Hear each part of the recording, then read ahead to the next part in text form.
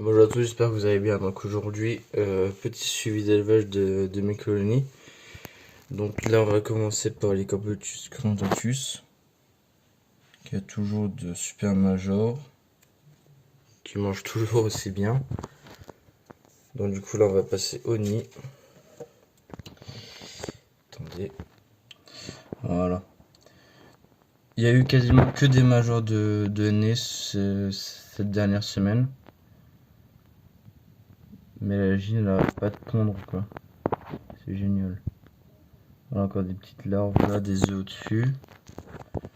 Désolé si je bouge. Encore des cocons larves ici, qui vont pas tarder à tisser. Cocon qui va pas tarder non plus là. Alors la gine, je sais pas où elle est.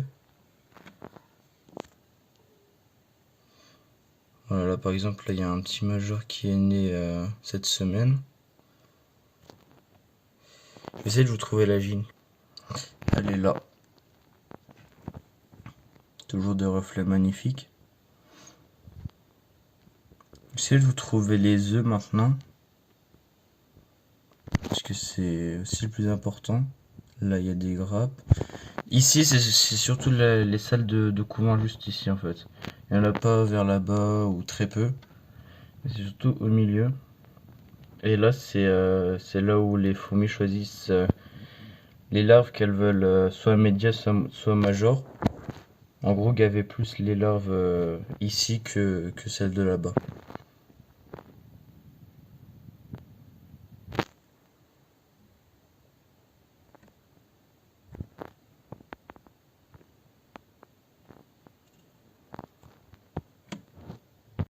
Alors les Formicarius barbis,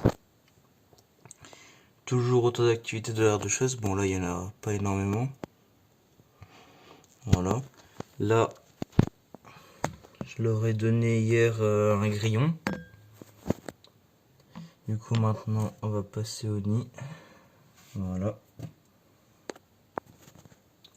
Du coup il y a eu énormément de naissances cette semaine.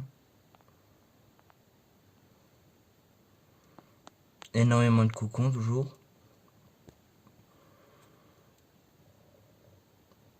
Des œufs, des larves. Reste de verre de farine là-bas. Petit dépotoir ici. Bon, c'est les restes de cocon. La de chasse toujours les deux abreuvoirs d'eau et l'abreuvoir de bouffe. Enfin de l'eau sucrée quoi. Du pseudo-miel là. Du coup, c'est tout pour les rufis. Alors les Corbotus barbaricus. Toujours une grosse physogastrie de la gine. Et elle a pondu plus d'une vingtaine d'œufs. Donc je suis très content. Dans 2 mois, il y aura une dizaine, voire une vingtaine d'ouvrières de plus.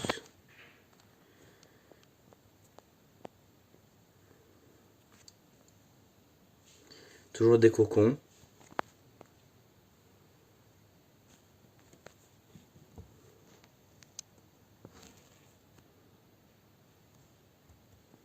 J'essaie de vous montrer un peu plus le couvain.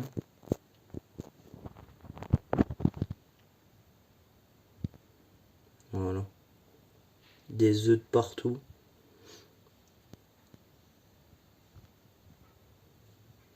Larves et quelques cocons. Alors, ma fondation préférée c'est les Corbotus balbati. Du coup, toujours un petit couvain, mais ça commence vraiment à devenir des larves. J'hésitais la semaine dernière larves ou œufs. Là pour le moment je pense que c'est encore des œufs qui vont pas trop tarder à devenir des larves. Enfin je l'espère.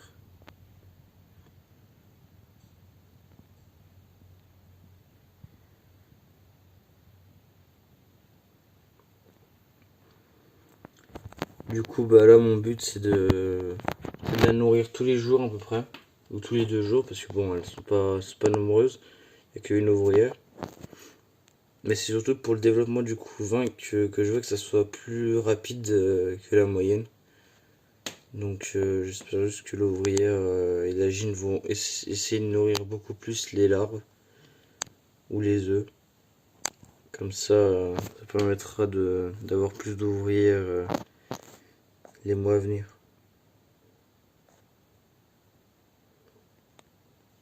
Avec Corpolus turcastanicus. Alors la semaine prochaine, elles ne seront plus dans mon élevage. Mais peut-être, je sais pas encore, des Polyrachis dives que je vais peut-être avoir.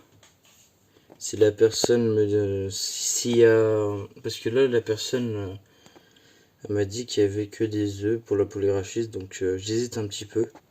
Il y a 50 ouvrières. J'aimerais juste avoir votre avis en commentaire. Si c'est une bonne affaire ou pas. Moi je vous dis pas le prix parce que bon. Voilà. Alors, les Corpolus turcastanicus, toujours un cocon qui est plus noir que la semaine dernière. Des œufs derrière, des petites larves collées un peu au cocon. Et pour le moment, bah, c'est tout. Il est toujours les 5 ouvrières.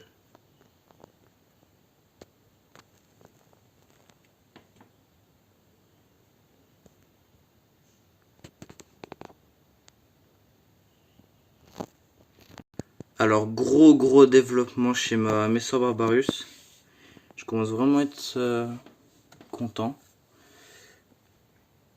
Du coup, voilà, il y a facile une centaine d'ouvrières, dont des majors. La gine n'est pas juste là. Couvain plutôt sympa. Même très sympa.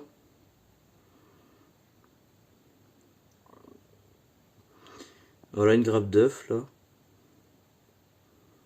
Du coup cette année j'hésite à leur faire une diapose parce que bon la gine là elle a quand même bien pondu cette année. Donc je pense que je vais faire une diapose cette année. Après j'aimerais juste aussi avoir votre avis. Encore un major là. Ils ont quasiment toutes les têtes jaunes un peu. Du coup la gine elle est encore là.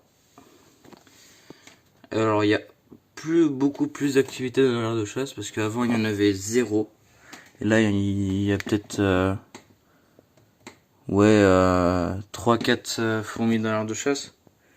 Là le stock de graines qui est joli aussi.